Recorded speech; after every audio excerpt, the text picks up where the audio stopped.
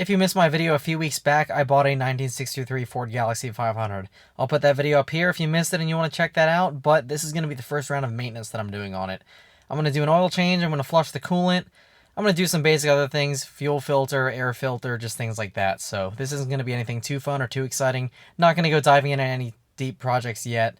I've done a couple other things which I'll put in another video coming after this one. I've done the head unit so far and I'm throwing in new antennas in not too long, but yeah. Let's get started with that. We'll get on the oil change. Part of the mess, that's from installing the head unit last night, which you can see sits in nicely there. I need to tuck up that wiring, but let's go ahead and prime the gas a little bit. See if she'll fire up. Not too bad. She is staged and ready for work. I'm going to do it in the driveway today. So I've got these ramps here. I got them from Summit Racing. I might upload a little bit more about these, but they're nice little ramps that I found. You can see that they're low degree, high incline ramps, so they're able to go up for lowered cars like this. Helps me out. I've tried them once before and they worked out pretty dang good, so I'll go ahead, throw them underneath and pull it up on the ramp. Staged up, ready to go up on the ramps. You can see that's pretty close right there, but I'll go ahead, start her up once more and get her on up.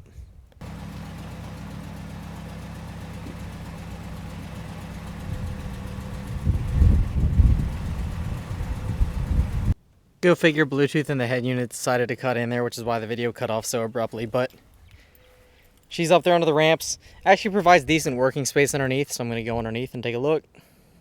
So this is really my first look underneath of here, part on the poor lighting. It seems relatively clean, all things considered. I don't know what this is, but this certainly isn't stock. I don't know if that was part of lowering it, or if the front cross member there just rusted out initially, but it seems to be pretty solid, all things considered. Obviously what I'm focused on right now is the oil drain bolt right there, and the oil filter right there. Let me show you what I got to work on that. To work on this, I've got my 10W40 Hot Rod and Classic high zinc content motor oil made by Lucas Oil.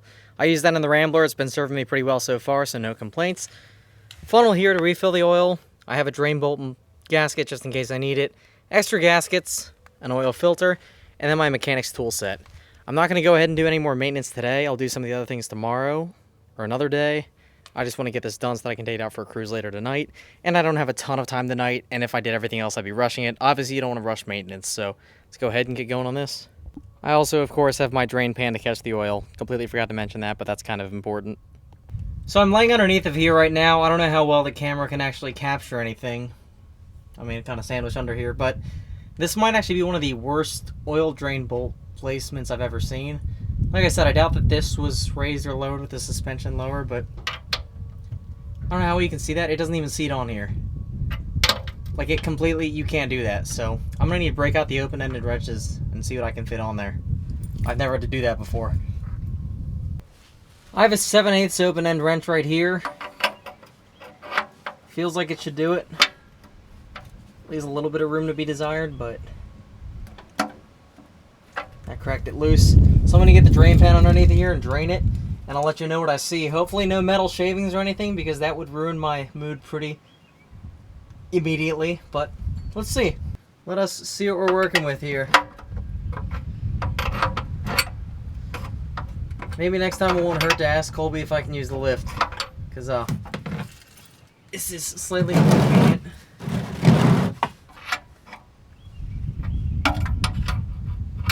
I also wasn't having to expect to do this. Expecting to have to do this. Alrighty. Looks like a nylon gasket was in there before, so that's what I was planning on using to replace it. Let's see what we've got. Ladies and gentlemen, you ready for the grand reveal?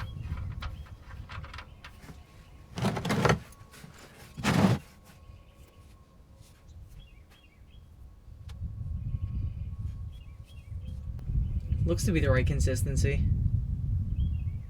Smells fine too. Smells like oil, doesn't reek of gas or anything.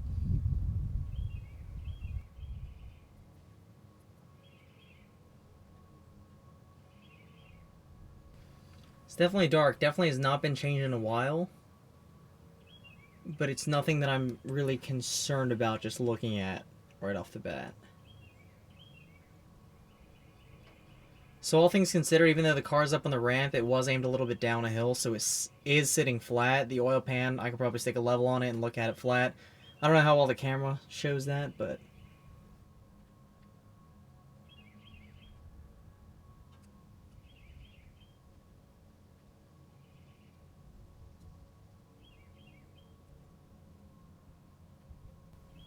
Looks a little more brown as it's coming down too, so I guess the last of it isn't as thick, probably because it's not as thick of a stream, but I'm going to go ahead, I'm going to get some shop rags, I'm going to get this cleaned off. The last of it's dripping out now. I'm going to move the pan just about completely away. I'm going to kind of wipe it off right around the plug hole right there. Make sure it is nice and clean for the bolt and gasket to seat back in. You can see right here that I put in a new gasket, so that's that bright, shiny blue piece. Like I said, that's what was on there before, so I'm glad to see that that was at least at some point or another changed. I like to change them with every oil change, if not close to it. So once those threads are starting to catch, go ahead, hand tighten it in. Once I've got it hand tightened, push away the drain pan, wipe off the bottom a little bit here, and I'll take that same open-ended wrench and I'll just go ahead and tighten it down.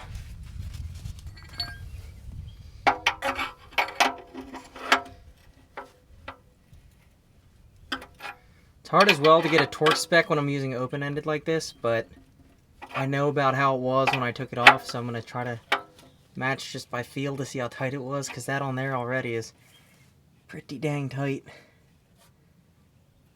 So it feels like.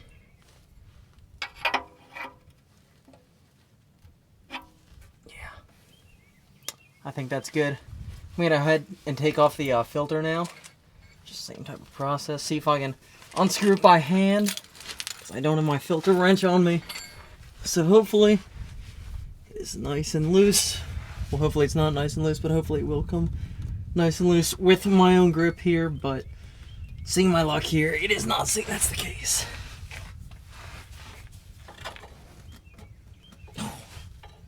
That one's gonna fight me.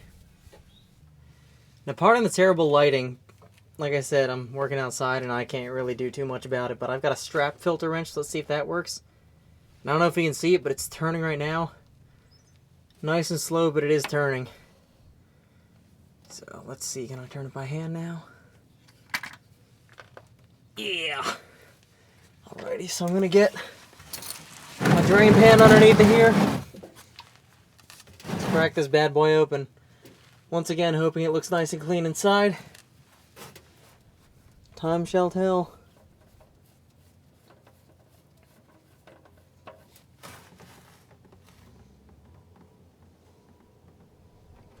Pouring it out here. Not seeing any chunks of anything. Not seeing any noticeable discoloration. It actually looks more brown coming out of here. Once again, maybe that's because it's a thinner stream, but that looks about exactly how I hoped it would, so no complaints there. I'll set this down. I'll get the new filter. I'll go ahead, I'll wipe that off and screw it on. And actually, hold on one second. That's a good catch on my end there, because that gasket was stuck on there. And if I double seated the gaskets on there, I guarantee that thing would have lost all of its oil and all of its oil pressure right there. So I'm glad I just caught on to that. I'll check the new one, make sure that everything looks the same, and if it does, I'll go ahead and throw this filter on. So you can see the new filter right here does have that gasket on it. I checked it, they're the same size. They're both Ford Motorcraft FL1A filters. So this one will fit on. I'll go ahead, like I said, wipe down that little O-ring type thing on the inside where the housing actually sits onto, and then I'll go ahead and screw this one on.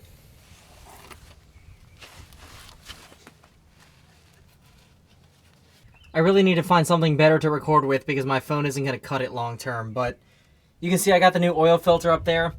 I took some oil from the old gasket, I rubbed it onto the new one, and I went ahead and screwed it on. It's nice and tight now. I'm going to top it off with oil. So my oil fill is right here. I'll go ahead, kind of twist that lid off. There you go. Sit it on top of Speedy there. And I will go ahead and fill her up. Now, I've read on some places online and some service manuals that some people say they put in 6, some people say they put in 5 quarts. I'm going to go ahead and put in 5, see how that looks on the dipstick, and then continue if needs be. Like I said, I picked up 10 quarts of this, so I should have more than enough.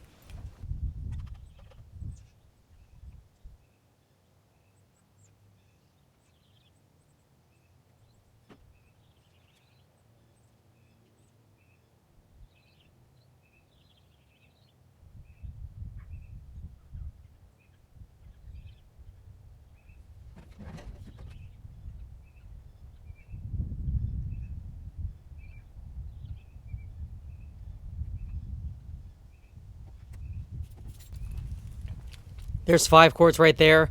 Once again, a lot of people say to do 5 if you're just doing the oil, and 6 if you're doing the filter as well. So let me go ahead and pull the dipstick.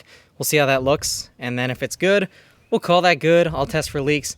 If it needs more oil, obviously I'll put in more. Now the dipstick down here is kind of hidden by this compressor, which kind of sucks because I hit this when I pulled the dipstick, but it is what it is. Go ahead. Wipe it off there. Get it nice and clean. You can see add oil, full, and that's the original one because you can see that good old Ford badge right there.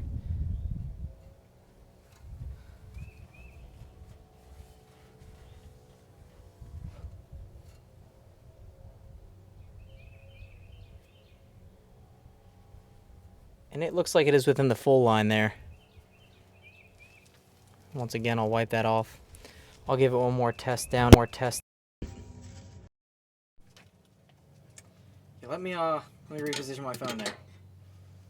Like I said, I really need to find a better way to record than my phone because that just fell, landed on the screen, and that was a big crack in my screen protector, which is brand new, so lovely. There's Motley trotting around. Go ahead, test that one more time. Dry dipstick going in.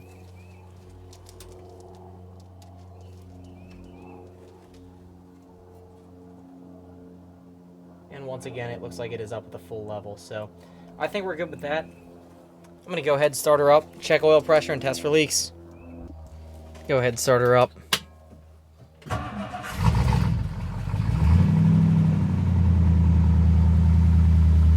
Oil pressure going up. I've got my foot on the gas right now because, like I said, this does not have a functioning choke on it, so that's about what it sits at when I normally have my foot on the gas. Take it off, see if it'll hold idle yet or if it needs to warm up some more.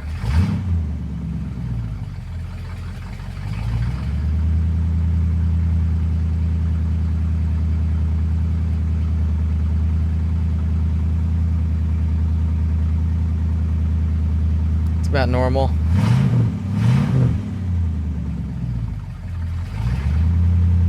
I'll give it a few minutes and then I'll check. The engine is warmed up. I've taken off the top of the air cleaner, as you can see, and it seems to be running pretty good. Looking underneath, seems to be leak-free front and back. I'll double check again once I move out the oil pan, but I call this successful. I'll go ahead, I'll turn it off, I'll get it cleaned up, and I'm going to take it out for the night. This is the first sunny day that we've had in weeks, and I'm looking to take this bad boy to Ocean City's Cruisin week in approximately 2 days. It's going to be raining again tomorrow, so I'm going to try to knock out the coolant flush, fuel filter, and air filter. So let's get going. It is nice and dirty, as you can see from the rain spots yesterday. I'll go ahead, I'll pop the hood. We'll go ahead and get started with the air filter just because it's right there. I'll go ahead and take off this little wing nut here. Nice and easy. Set that on top of that little reservoir. Pop off the cover, and I'm probably going to go ahead and take that sticker off as well. I'll go ahead and take out the old air filter. You can see it's still in decent shape, but I just want to change it with a new one just so I know when it was last done. And underneath of this housing right here sits a gasket, which I also have a replacement for, so I'll go ahead and peel that out like so. Set it aside here. The gasket that I have here is a Felpro gasket. I'll go ahead and pop it out. It's the same size as the old one, as you can see. Throw that on there, which is clean. And there sits the new gasket. It'll be pushed down uniformly once the cover is back on, so I'll go ahead and throw that on. Perfect. The new filter is a Baldwin filter. I'll go ahead, pop this open. You can see that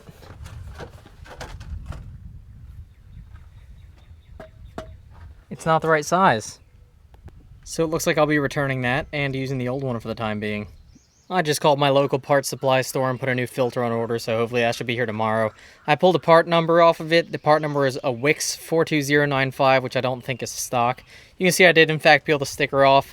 That means that all that I got to do left is just flush out the coolant in there and change the fuel filter down below. So I'm going to go ahead, back this out, put it on the ramps, and then go ahead and get working.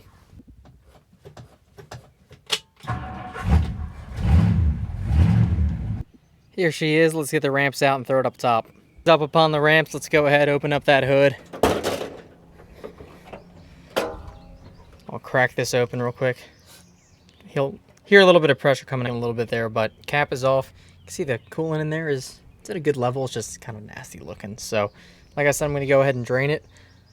The drain is way down there, so that's a bit interesting. I'll kick my bucket underneath it here, and hopefully I'll catch everything inside of there. We shall see. Millimeter wrench on the end of it a little bit just to crack it loose, so reach down in here. It is now cracked loose. Starting to drain. It doesn't sound like it's going inside the bucket. Nope. Ah, crap. Here we go. So, I don't see much of a point in taking it all the way out. I'll just loosen it up a little bit. Maybe towards the end I'll get it all the way out. Oh, shoot. Yeah, I don't even need to take it all the way out. Look at that. That's nasty looking. But you can see it siphoning down through there. That's exactly what I like to see.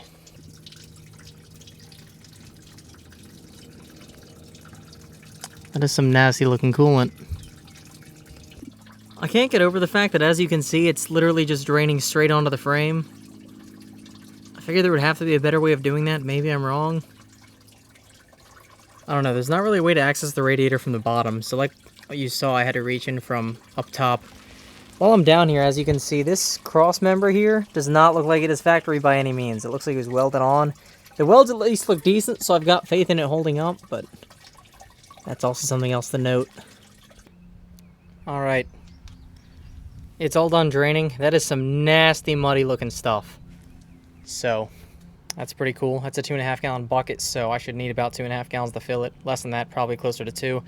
I also wrapped the fuel lines in this little fiberglass heat resistant tape because it's been getting some nasty vapor lock underneath it here. Maybe that'll prevent it, maybe it won't. I did a pretty terrible looking job wrapping that. It's no professional job, but you know how it goes. So I will go ahead. I have a spill-free funnel. I'm going to go ahead, clamp that onto here. Fill it back up. Gotta close that down there first. Look real quick at just how nasty this is. There's some traces of the original color in there, but not a ton. Gross. I tighten on the cap down there. I'm going to go ahead and get filling this funnel up. Once again, that's the spill-proof funnel. I got that from Harbor Freight. Looks a little bit loose. Hopefully it won't leak anything out, but let's fill her up and see what we got.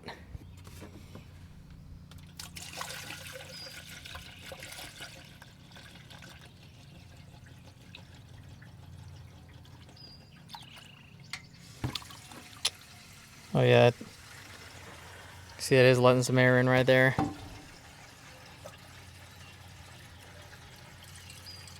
I'll just keep an eye on that as I fill it up. Unfortunately, it doesn't seat in perfectly. If I need to burp the lines, I'll burp the lines.